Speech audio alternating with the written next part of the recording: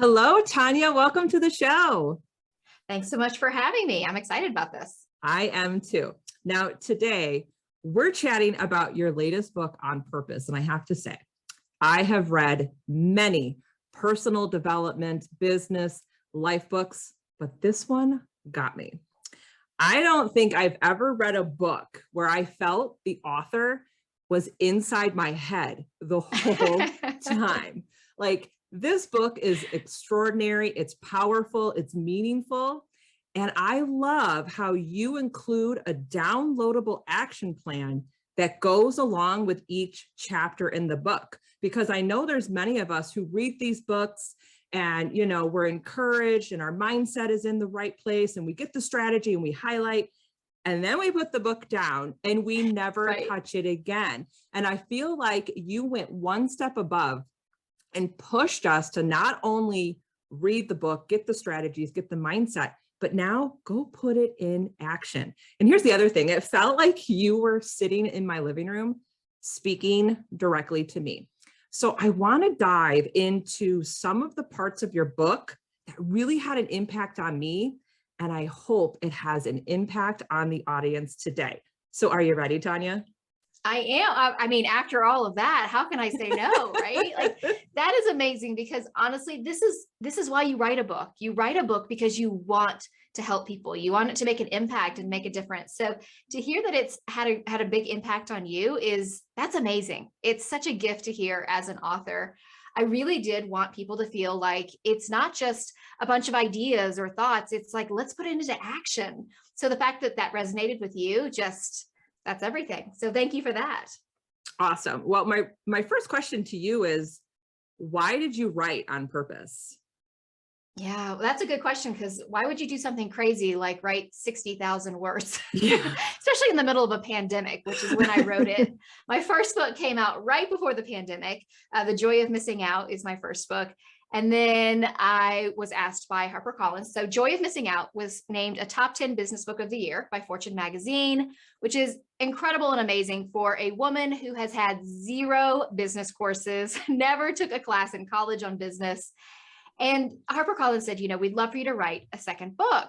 And I was like, great, I'll totally do that. Why don't we write a book on goal setting? And they were like, fabulous, because people love goal setting, right? Mm-hmm. So I sat down, mapped out the book, had it all beautifully laid out, chapter by chapter, what it was going to look like, had a writing plan, everything was mapped out. February of 2020. And then March of 2020 happened. Mm-hmm. And in March of 2020, the world, everything, just went off its axis. And all of a sudden, I am trying to figure out what to do with my own business. I'm homeschooling 2 kids that I never anticipated homeschooling, right? Because school has shut down. The world is upside down. I'm figuring out what to do with my team at work and everything else. And so I didn't start writing the book, didn't follow that perfect plan that I had created, and couldn't write the book, couldn't get to writing the book, because again, I'm working on algebra with, a middle schooler, and working with world history with a high schooler and everything else. And so what was amazing though, and this I think is the silver lining in the pandemic, because we have to look for the silver linings, is it really was a time where the world collectively stopped and started pausing and asking, why am I doing what I'm doing? What am I here to do? Is this what it's all about? And in that very big pregnant pause that we all had, I began to really listen to the things that people were talking about, people in my world, the people who were readers of my first book, the people who listened to me on my podcast. And these questions kept coming up again and again. And that's when I realized goals are not the goal. Goals are just the vehicle to getting you to the life you want, right? Same thing with your business. Your business is not the goal. Your business is the vehicle for the life you want to have. So when I stopped thinking about the book as this is a book about goal setting, and realized goals are a part of it, but it's really that bigger vision of who you are, where you want to go, what you want that life to look like, then it becomes, the goals are just stepping stones to get you there. So let's figure out how to set those goals, what those goals should be, what are the right goals for you. And let's really start looking at that bigger picture. Living on purpose isn't about changing who you are. It's rising up and becoming the best version of you. It's looking out at that horizon and seeing this bright, beautiful future that you dream about, and then making your way towards that vision with purpose. So yeah, so that's how it all came about.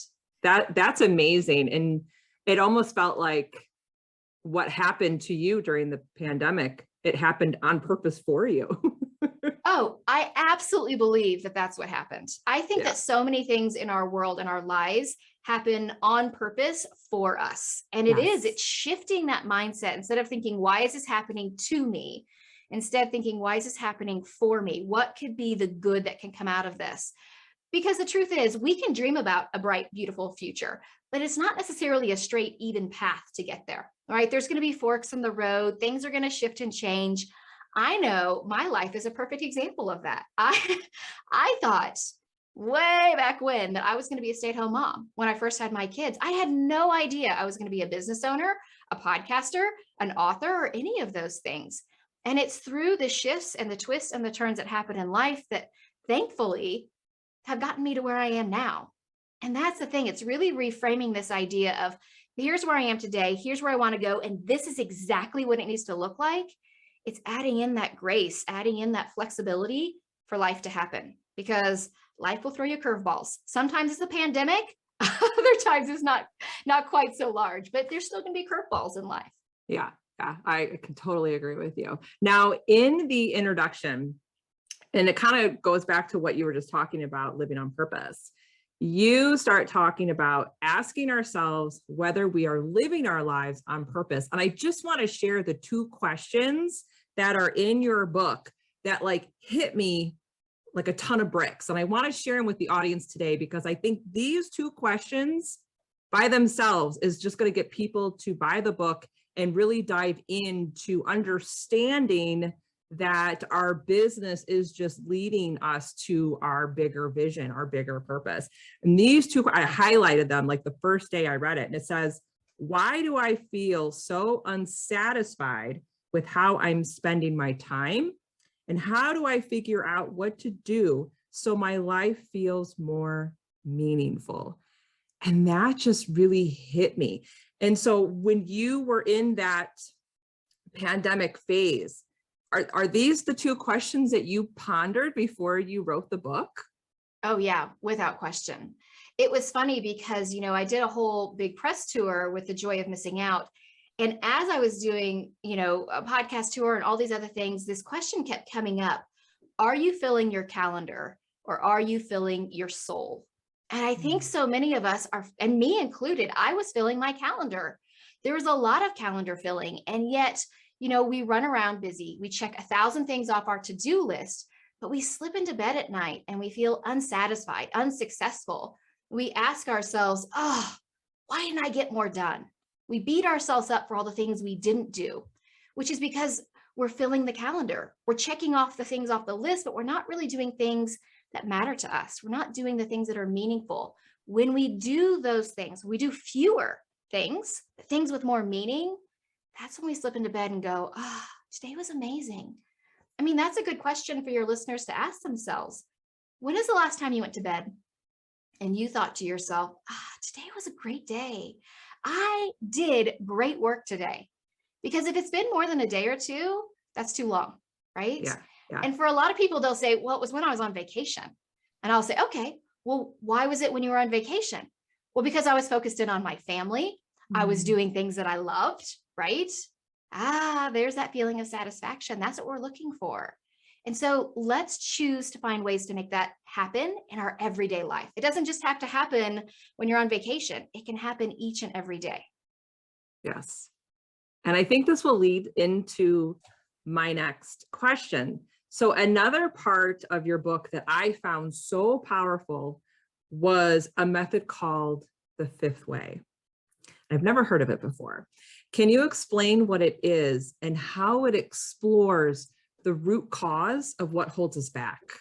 Yeah, the 5th why is I love it because it's a powerful exercise, but it is so simple to do, right? It's so easy. You can do it while you're in the shower. You can do it while you're driving your car. It's really not anything you need like any special tools or equipment for. It's literally channeling your inner 3-year-old and asking the question, why? So what happens is, we have something that's going on in our life that's driving us crazy or upsetting us or frustrating us. And a lot of times we'll notice it'll show up in our body. We'll get a tension headache. We'll get an upset stomach. We'll get a migraine, those kinds of things. If we stop and ask ourselves, why do I feel this way, right? The first why is going to be super shallow. It's going to be just barely dipping our toes into the pool, right? So the first why is going to be something like, let's say that you're feeling frustrated at your job. I hate my job. I'm unhappy with what I do. Okay, why are you unhappy with your job? So there's our first why. Well, because I didn't get a promotion at work.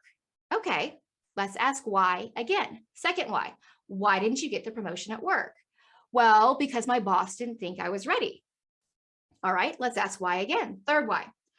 Why didn't your boss think you were ready? Well, because I haven't gotten, let's say, my advanced certification, right? Okay, why don't you have your advanced certification? There's our fourth why. Well, I don't have my advanced certification because I feel exhausted at the end of the day and I'm just too tired to work on something like that at night. Okay, why are you exhausted and feeling too tired at night?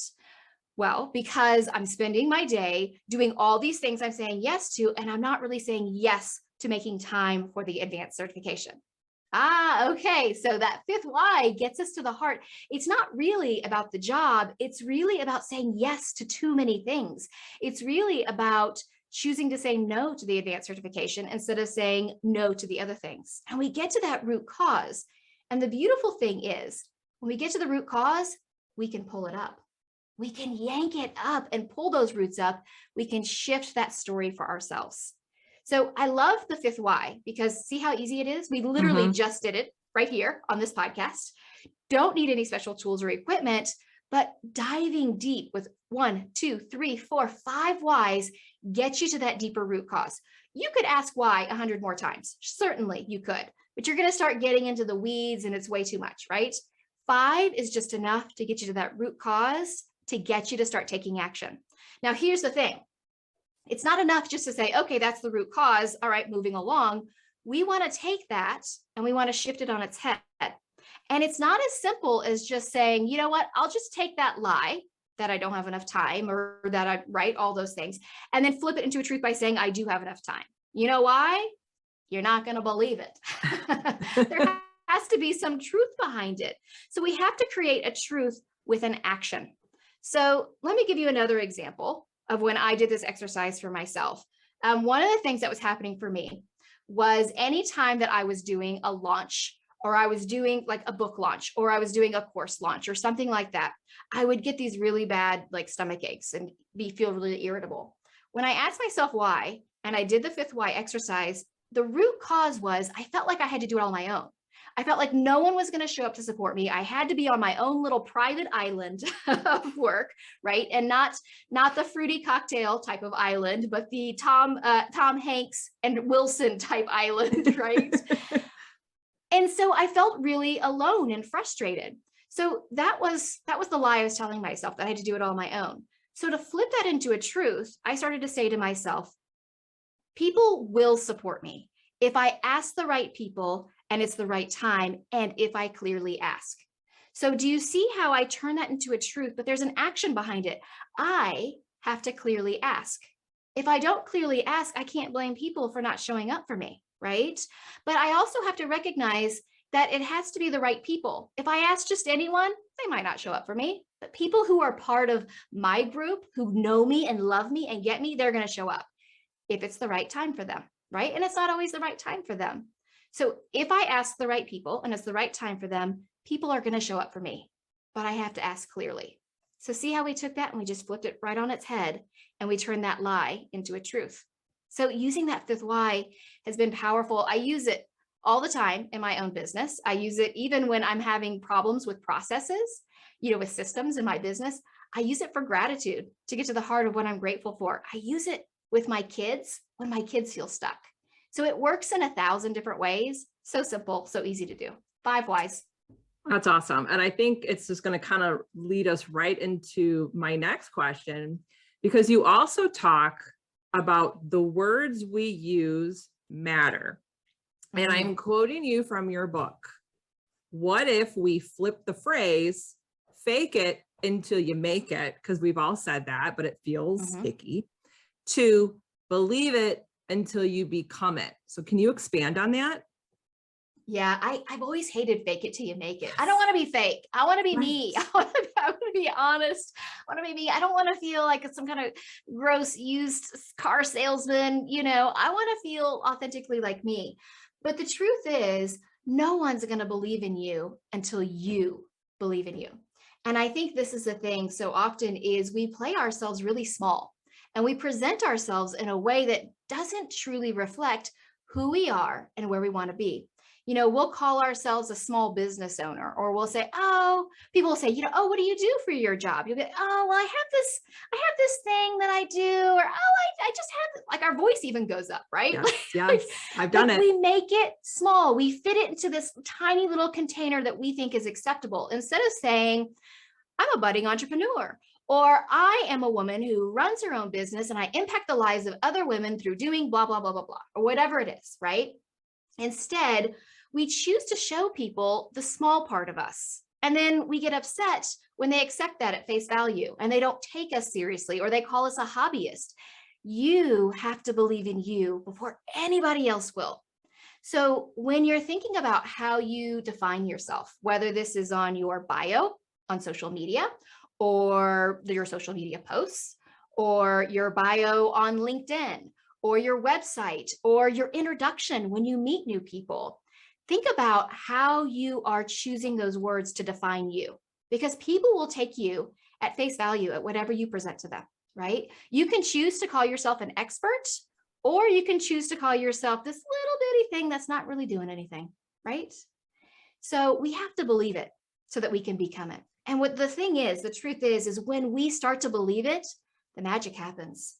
All of a sudden, when we begin to believe in ourselves, our shoulders roll back, our chin gets higher, people start buying in on us because we have bought in on us. So really taking stock of how you're presenting yourself is incredibly important. That's the you you're presenting to the world. So take it seriously. I think it's really important. I love that. And that section really hit me because I just did a quick little video and a podcast episode. It was just me riffing, and I called it the double agent complex.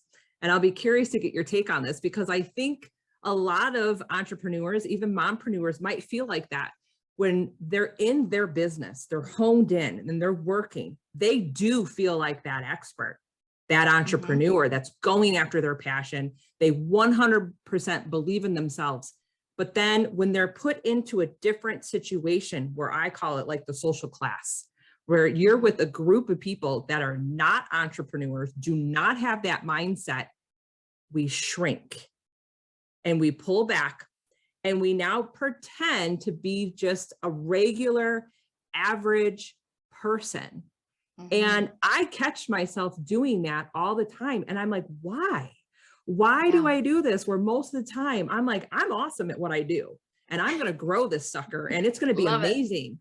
But then on the weekends, when I'm around people that I haven't been around for 6 months, and they're like, how's it going? And I start talking, and then I might start talking about maybe my podcast. And then they kind of just give me that look because they don't get it. And then they change the subject and they move on. And I shrink. I go back into the corner like a shadow, and I feel slighted, or I feel small, and it just drives me crazy. I totally understand that. I definitely understand, because a lot of people don't understand what goes on in our world, right? They don't understand what that is, or what it is you're talking about. And so they feel like you're talking in a foreign language. And instead of feeling like, you know what? Part of my job here is to educate these people, to get them to understand what it is I do. That's a big responsibility, right? Instead, we choose to just make ourselves small, to make ourselves socially acceptable. And we're just like, oh, you know what? We'll just forget this whole side of me that really defines me, that I believe I am amazing, I am awesome. And yet I want to make sure I'm palatable for you, right? And I think a lot of that is social conditioning, honestly. As women, especially, we've been taught not to be too much, too loud, too big, not to take up too much space in this world.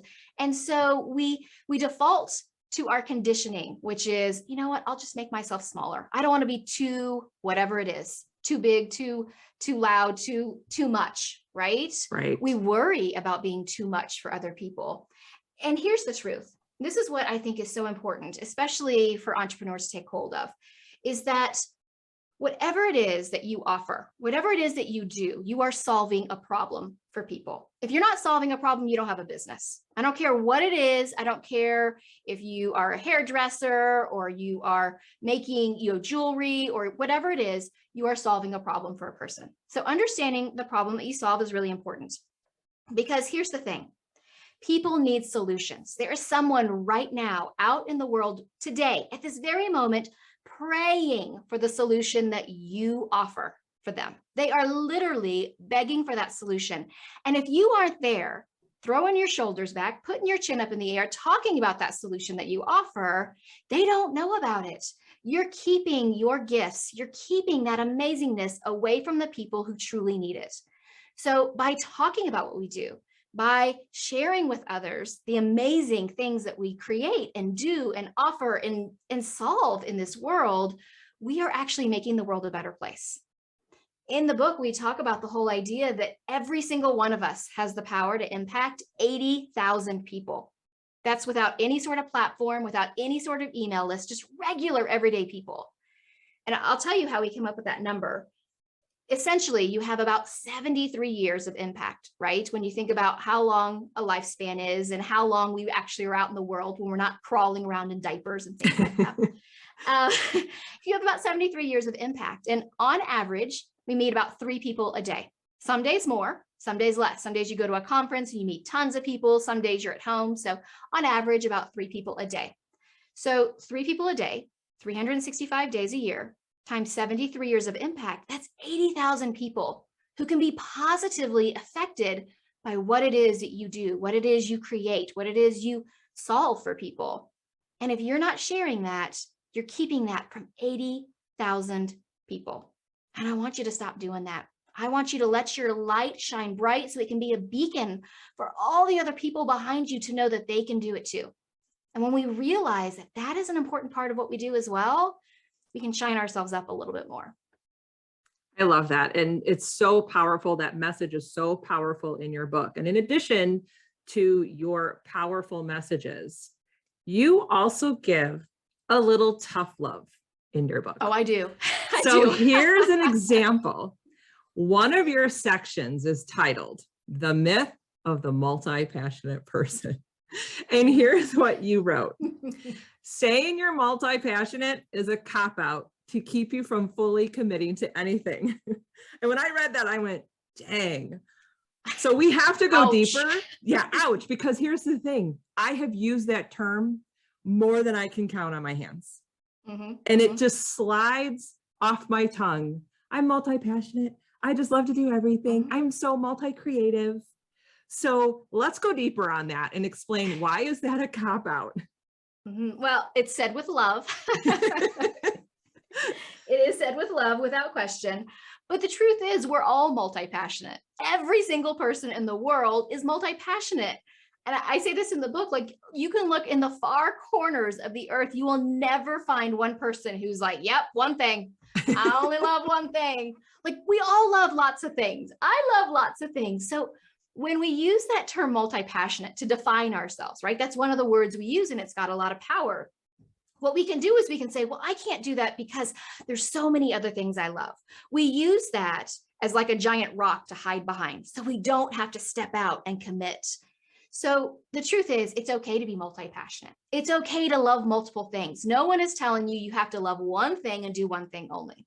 But the truth is, what people do is they look at something like Amazon and they're like, but Amazon does all these things. And I'll say, Amazon did only books. When they first started, they only sold books for quite some time. And when they got the books going, then they were like, all right, then they started adding other things that were related to books, right?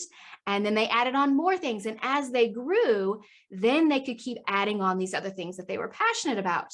But they started with books. So what we want to do is we want to focus in on what are we most passionate about and use that as kind of our guiding light. And then we can start adding things on once we get that going, right? So I have a whole exercise in the book that we walk people through to really figure out, what are you truly most passionate about? And again, it's so easy to do, so simple, right? But it is, first of all, writing down, what are you passionate about? And then you go through the exercise. And at the end of the exercise, you're like, oh, these are the things I really want to do. All these other things are just distractions, right? They're like little shiny objects that take us off the path of where we want to go. And so, for me, I am really passionate about, I love building things. I love using power tools. I love redecorating and remodeling. I love interior design. I love productivity. I ended up creating a productivity company, Inkwell Press Productivity Co. That doesn't mean I left all the other stuff behind. Every year for my birthday, I build a piece of furniture. So I get out the power tools. I do all of those things, right? I still make time for those passions, but they're not what takes up the majority of my time. Majority of my space goes towards what I'm doing here with my books, with my podcast, with my company, talking about productivity. Those other things, I still take part in. I still love them, but I allow most of my focus to be focused in on productivity because I know that's what's going to shift things in my life. That's what's going to shift things in other women's life. So yeah, if we can stop defining ourselves as multi-passionate or a multiple, a serial entrepreneur is another one where they want to start 5 businesses all at the same time. Right. 5 businesses is great. I know a lot of women with, 3, 4, 5 businesses. Let's get one up and going. Then we can add the second one, and then we can add the third one and go from there. But let's start with one, really focusing in.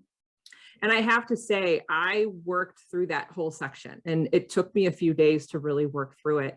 And I discovered that what I thought, and that's the thing, what you think you're passionate about, it may not work out through the 3 different sections. And I'm not going to give it away because I really want them to hone in on it. I actually had it backwards. So I was like, and it was almost like a weight off my shoulders because I was like, I have been hiding that one thing in the background going, yeah, I'll get to you, but I need to do this first. And I realized, no, that's the thing I need to do. This can come later. And I just reshifted my whole focus. And I just like cleared my calendar for a whole week and just sat down and I mapped out all my landmarks and everything and go, this is where I need to be going. And it was like a weight lifted off my shoulders, not feeling that I need to do this. And that's the other thing too, that we have to allow ourselves to make these pivots, because how you've started your business, you're going to realize that there's certain aspects or certain things that you're like, this is not what I expected. And I'm not liking this and I'm going to change. And it's okay to change. And I am not stuck with this. I am not. Well, first of all, let me just say, you just made my day with saying that you did the activity and it gave you so much clarity. That's why I have the whole reader's guide that goes with it. That's included for free with the book, because I want you to do the exercises. So that has made my day. That's amazing. Awesome. And I think you're absolutely right. Like, we feel like if we've made a decision that we have to stick with it, and then we feel stuck, right? We're like, oh, I'm stuck doing this one thing. And the truth is, my life is nowhere where I anticipated. I thought I was going to be a stay-at-home mom. And then through all the shifts and the twists and the turns, life is going to happen. Life is going to throw monkey wrenches at you and worse, quite frankly, and you're going to get off track. There's a chapter in the book where we talk about this idea that we have to give ourselves grace, that we need to do, and I call it the 3 A's when this is happening. The first A is to acknowledge, okay, where am I? What's happening here? What's going on? Because a lot of times we're going down the highway at 65 miles per hour, or if I'm driving, more like 75 miles an hour down the highway, right? And we're just zooming along, doing the things we think we're supposed to be doing, checking them off the list and going, moving. And then all of a sudden we realize, hold on, I'm not on the highway. What just happened? I got off track. What's wrong? So that first day is to acknowledge, not beat yourself up, not tell yourself you're the worst ever, just acknowledge, okay, something is different here. I'm not sure what it is. We get to that second A, which is assess. Okay, what do I think about where I am right now? Do I like it? Am I happy with where I am? Sometimes you get off the highway and you're like, hold on a moment. This scenic route has mountain views and I like this a lot better. I didn't even know this was possible. You don't know it's possible till you've gotten off the track, right? And that certainly was one of the things that happened for me from time to time. Or you might say, you know what? I think I want to get back on the highway. I liked where I was. I just got off track. So let's assess. Do I like where I am? Do I like where I'm going? Do I want to go back on the highway, or do I want to stay on the scenic route? Do I want to take this fork in the road? Then we get to that third A. So the first A was acknowledge. Then we have assess. And the third A is adjust. All right, if I want to get back on the highway, what do I need to do? How do I need to adjust what I'm doing, my habits, those types of things, so I can get back on the highway? Or if you like that scenic route, gosh, I really like where I am here. What do I need to adjust with my goals? Do I need to throw away the old goals and write new goals for myself? Because that's okay. You're allowed to do that. You can throw those out, right? And write new goals for yourself. Where do I want to go now? Maybe I need to adjust that vision slightly. And that's okay. That allows the grace for life to happen, because truly it's the detours of life that often get us right where we need to go. It's the little kind of things like we were talking about with writing the book, totally shifted from where I thought it would be to where it was. And I'm so glad it did, right? The shifts in life are just as important as the mapping and the planning. Yeah. And I think too, when you're talking about the 3 A's, I had that happen to me just, I think a couple of years ago, where I had this, it was in the middle of the night moment where, and I actually wrote an article about it, and I forget what I called it, but it was like pivoting with Ross Geller and Keebler fudge sticks, because that's literally what I did. It was like 11 o'clock at night, and I went downstairs and we had those Keebler fudge sticks in the fridge, and I'm eating them, walking around, and I'm thinking of the Friends episode with Ross with the couch yelling, pivot. Mm-hmm. And I went, I need to do this.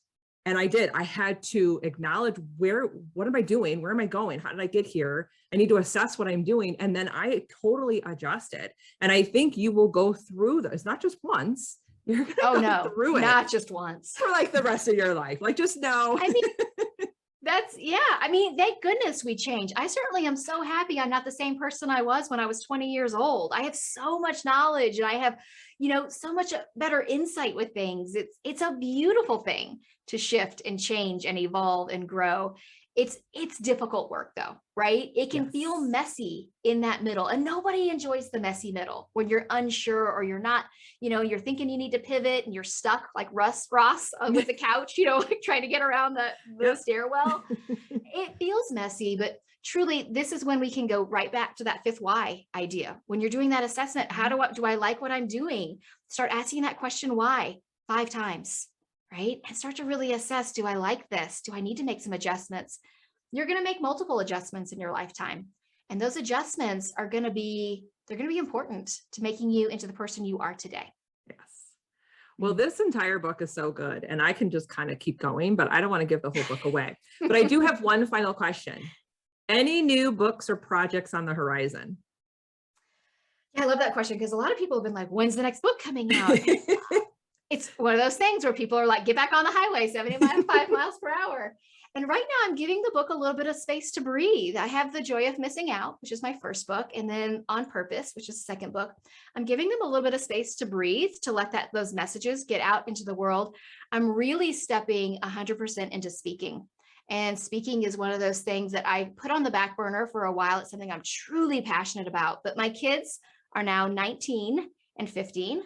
Which is crazy because I'm only 26, so I'm not sure how the math works out, but somehow I have one in college and one in high school. And I'm ready to really step into that new phase for me of doing more speaking. So that's really where I'm focusing in on, and really making, I have courses that I offer. I have courses for entrepreneurs and how to really understand how your time works, allowing those to have some foundation and to really reach new audiences. So that is really what I'm doing. I'm taking my own advice and finding some joy of missing out on a lot of the hectic, busy life, and taking a little breathing space, and then I'll pick it back up. I'm excited for what's going to happen next. Well, I'm excited for you. And again, Tanya, thank you so much for being on the show today. You were awesome. Well, thank you so much. I like I said to you before we started hitting record, I love talking about the book. I'm really passionate about it. I just really want women to take hold and to take action, and to hear that you have done that is incredible. So I would love people to pick up a copy of the book, or, so you can start listening to my podcast, The Intentional Advantage. It's available wherever you're listening to this podcast right now. Absolutely. Yes. And for those who are listening and watching, get your copy of On Purpose and rise up and become the best version of you.